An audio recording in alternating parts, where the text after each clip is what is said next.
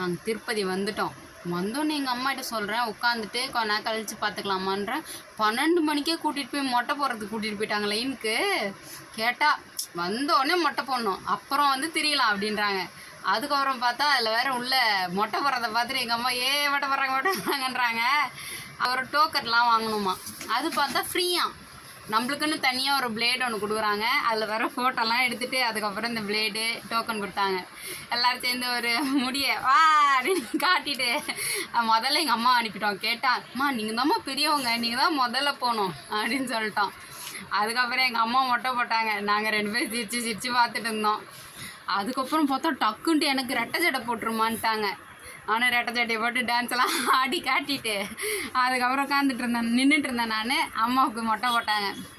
போட்டுட்டு அதுக்குள்ளே பார்த்தா அங்கே லைனில் நிற்கும் போது தான் திடீர்னு ஐயோ நம்மளுக்கு வேறு இடுப்பு கீழே இருக்கே